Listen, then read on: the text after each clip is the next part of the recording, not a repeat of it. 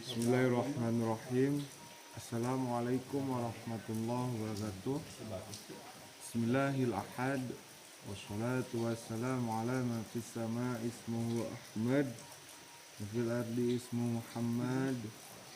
Asyhadu an la ilaha illallah wahdahu la syarikalah wa asyhadu anna Muhammadan abduhu wa rasuluhu la nabiyya ba'dah.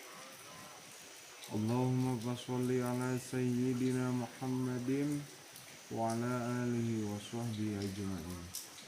Amma ba'du. Segala puji hanyalah milik Allah yang Maha Suci. Salawat beserta salam semoga tetap tercurah limpahkan kepada baginda Kanjeng Nabi Muhammad sallallahu alaihi wasallam. Insya Allah dalam kesempatan ini saya dan rekan-rekan saya akan mempresentasikan tentang pengertian belajar, teori belajar, gaya belajar, dan motivasi belajar. Perkenalkan, nama saya Cheng Ilham. Saya sebagai moderator dan teman saya Listim Habibah sebagai pemateri pertama dan Hana Nuraini sebagai pemateri kedua. Sebelum presentasi dimulai, alangkah indahnya kita membaca basmalah bersama-sama. Bismillahirrahmanirrahim. Baik, assalamualaikum warahmatullahi wabarakatuh. Di sini saya akan menjelaskan materi pertama mengenai pengertian belajar, gaya belajar, dan teori belajar. Pengertian belajar adalah perubahan yang relatif permanen dalam perilaku atau potensi perilaku sebagai hasil dari pengalaman atau latihan yang diperkuat. Belajar merupakan akibat adanya antara stimulus dan juga respon. Kemudian di sini juga saya akan menjelaskan pengertian belajar menurut teori behavioristik. Nah, belajar adalah perubahan tingkah laku sebagai akibat dari adanya interaksi antara stimulus dan juga respon. Nah, yang kedua itu saya akan menjelaskan pengertian mengenai teori kognitif. Belajar merupakan perubahan persepsi dan pemahaman yang tidak selalu dapat terlihat sebagai tingkah laku yang nampak. Kemudian lanjut pada teori dalam belajar. Teori dalam belajar ini terbagi menjadi 3. Yang pertama adalah teori kognitivisme. Dalam teori ini menekankan proses belajar daripada hasil belajarnya, yaitu proses di mana seseorang mencoba menemukan hal-hal baru dari pengalaman yang ia peroleh. Teori ini juga memandang belajar sebagai suatu proses internal yang mencakup ingatan, pengolahan informasi emosi, dan aspek-aspek kejiwaan lainnya. Nah, teori yang kedua yaitu teori konstruktivisme. Pada teori belajar konstruktivisme atau konstruktivistik ini, pembentukan pengetahuan memandang subjek atau aktif menciptakan struktur kognitif dalam interaksinya dengan lingkungan. Nah, struktur kognitif harus disesuaikan dengan tuntutan lingkungan dan organisme yang sedang berubah. Nah, proses penyesuaian diri ini terjadi secara terus-menerus melalui proses rekonstruksi. Teori yang ketiga dari teori belajar adalah teori behaviorisme, di mana belajar adalah perubahan tingkah laku sebagai akibat adanya interaksi antara stimulus atau rangsangan dan juga respon atau tanggapan. Jadi, seseorang dapat dianggap sudah belajar jika terdapat perubahan perilaku pada dirinya. Seperti itu.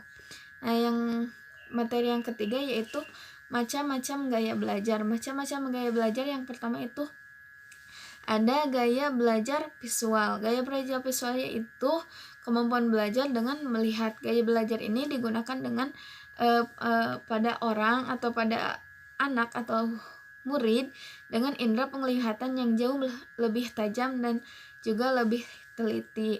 Metode pembelajarannya yaitu dengan metode mind map, video ilustrasi, alat tulis berwarna, pembelajaran menggunakan bentuk. Yang kedua itu ada gaya belajar auditory.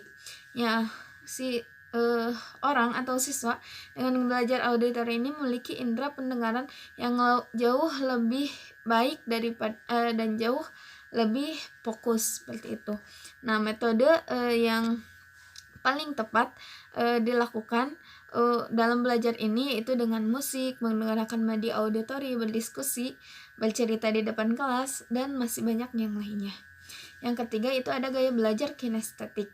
Nah, gaya belajar ini adalah gaya belajar dengan melibatkan gaya gerak yang berkaitan seperti olahraga, menari, memainkan alat musik, melakukan percobaan di laboratorium, dan juga masih banyak yang lainnya seperti itu. Kemudian yang keempat itu ada gaya belajar global. Nah, anak dengan gaya belajar global memiliki kemampuan memahami sesuatu secara menyeluruh. Nah, pemahaman yang dimiliki berisi gambaran yang besar dan juga hubungan antara satu dengan yang lainnya. Jadi si anak dengan belajar global juga mampu mengartikan hal-hal yang tersirat dengan bahasanya sendiri secara jelas seperti itu. Kemudian adapun yang terakhir itu ada gaya belajar analitik. Nah, di sini gaya belajar ini memiliki kemampuan dalam memandang sesuatu cenderung ditelaah terlebih dahulu secara terperinci, spesifik, dan teratur, kemudian mengerjakan suatu hal secara tahap dan berurutan. Anak dengan gaya belajar analitik menilai sesuatu berdasarkan fakta-faktanya, seperti itu. Nah, untuk materi selanjutnya akan langsung disampaikan oleh rekan saya. Sekian dari saya. Untuk selanjutnya penjelasan materi akan disampaikan oleh saya kembali yang kebetulan pada saat ini pada saat pembuatan video untuk Hana Nur Aini itu lagi ada halangan jadi tidak bisa. Selanjutnya itu ada materi proses belajar. Nah, proses belajar adalah serangkaian aktivitas yang terjadi pada pusat syaraf individu yang belajar. Nah, proses belajar tersebut terjadi secara abstrak karena terjadi secara mental dan tidak dapat diamati. Oleh karena itu, proses belajar hanya dapat diamati jika ada perubahan perilaku dari seseorang yang berbeda dengan sebelumnya. Nah, proses belajar yang pertama itu menurut pandangan Jerome S. Brunner. Yang pertama. Nah, dia seorang ahli psikologi perkembangan dan psikologi belajar. Brunner tidak mengembangkan suatu teori belajar yang sistematis. Yang penting baginya ialah cara-cara bagaimana orang memilih, mempertahankan, dan mentransformasikan informasi secara efektif. Menurutnya, dalam proses belajar dapat dibedakan menjadi 3 fase. Yang pertama, informasi. Dalam tiap belajar kita peroleh sejumlah informasi. Ada yang menambah pengetahuan yang telah kita miliki, kemudian ada yang menambah pengetahuan yang telah ada yang memperhalus dan juga memperdalam. Ada pula informasi yang bertentangan dengan apa yang telah kita ketahui sebelumnya. Yang kedua ada transformasi. Informasi itu harus dianalisis, diubah atau ditransformasikan ke dalam yang lebih abstrak lagi atau lebih konseptual agar dapat digunakan untuk hal-hal yang lebih luas. Dalam hal ini bantuan guru sangat diperlukan sekali. Kemudian yang terakhir itu ada tahap evaluasi. Kemudian kita nilai hingga manakah pengetahuan yang kita peroleh dan transformasi itu dapat dimanfaatkan untuk memahami gejala-gejala yang lainnya. Nah, kemudian yang kedua itu ada proses belajar menurut pandangan Robert M. Jajen. Menurutnya belajar adalah proses yang kompleks. Sejalan dengan itu, menurutnya belajar merupakan kegiatan yang kompleks dan hasil belajar berupa kapabilitas. Timbulnya kapabilitas disebabkan yang pertama stimulus yang berasal dari lingkungan, dan yang kedua adalah proses kognitif yang dilakukan oleh seorang pelajar. Nah, setelah belajar, orang memiliki keterampilan, pengetahuan, sikap, dan juga nilai. Dengan demikian dapat ditegaskan belajar adalah seperangkat proses kognitif yang mengubah sifat stimuli lingkungan melewati pengolahan informasi, mengubah melewati pengolahan informasi, dan menjadikan kapabilitas baru. Belajar terjadi bila ada hasilnya yang dapat diperlihatkan, dan anak-anak demikian juga orang dewasa dapat mengingat kembali kata-kata yang pernah didengarkan atau dipelajari sebelumnya, seperti itu. Kemudian yang terakhir itu ada materi mengenai motivasi belajar. Nah, pengertian daripada motivasi belajar adalah dorongan yang timbul dari dalam diri atau intrinsik, dan yang timbul juga dari luar diri siswa atau ekstrinsik untuk melakukan sesuatu.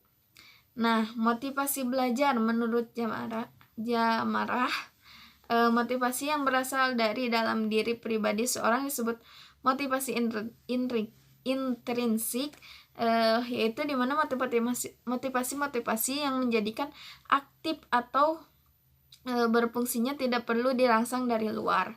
Nah, ya sedangkan motivasi yang berasal dari luar diri seseorang disebut motivasi ekstrinsik, yaitu motif-motif yang aktif dan berfungsi karena adanya perangsangan dari luar, seperti itu. Kemudian ada 7 kebiasaan efektif yang akan membuat seseorang menjadi sukses melalui belajar. Yang pertama yaitu mampu menentukan prioritas. Nah, mampu menentukan prioritas di sini adalah dalam kegiatan belajar, manakah yang harus diprioritaskan dan mana yang harus lebih diutamakan, seperti itu. Kemudian yang kedua, mengerti orang lain terlebih dahulu untuk kemudian dimengerti. Nah, maksud di sini adalah artinya kita harus lebih memahami orang lain terlebih dahulu, kemudian kita bisa memahami diri kita, dan setelah kita memahaminya, maka orang lain juga akan memahami apa yang akan kita pahami, seperti itu. Kemudian yang ketiga, bersinergi atau bekerja sama. Itu sudah pasti dan jelas ya untuk bekerja sama. Dan yang keempat yaitu berpikir menang. Nah, maksud berpikir menang di sini bukan berarti kita harus selalu menang, tapi misalkan seperti ini, kita berada di posisi kekalahan. Nah, anggaplah itu dalam pemikiran itu sebagai kemenangan. Kemenangan apa? Kemenangan bahwa kita hanya bisa menyelesaikan sampai di sana. Tapi tidak menutup kemungkinan untuk kedepannya kita akan menjadi pemenang yang lebih daripada di hari itu, seperti itu.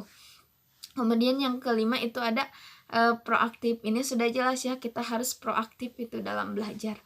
Kemudian yang keenam itu ada berorientasi ke masa depan. Itu sudah pasti apa yang kita capai, apa yang mau kita rencanakan, apa yang kita inginkan, pastinya kita harus rencanakan dan harus berorientasi ke masa depan dan melihat masa depan, melihat ke masa depan apa yang akan kita lakukan seterusnya, seperti itu. Dan yang terakhir itu adalah berkembang. Biasakan diri kita untuk selalu berkembang, melakukan hal yang lebih, mengubah mindset kita, mengubah pola pikir kita, supaya apa? Supaya kita tidak berada tetap di zona nyaman, dan supaya kita keluar dari zona nyaman kita dan membuat kita bisa jauh lebih berkembang dan bisa jauh lebih positif lagi ke depannya. Mungkin itu materi yang bisa saya sampaikan. Mohon maaf atas segala kekurangannya. Alhamdulillah, presentasi dari awal sampai akhir ada dalam kelancaran. Mohon maaf bila ada kesalahan. Sekian dari saya. Wabillahi taufiq wal hidayah. Wassalamualaikum warahmatullahi wabarakatuh.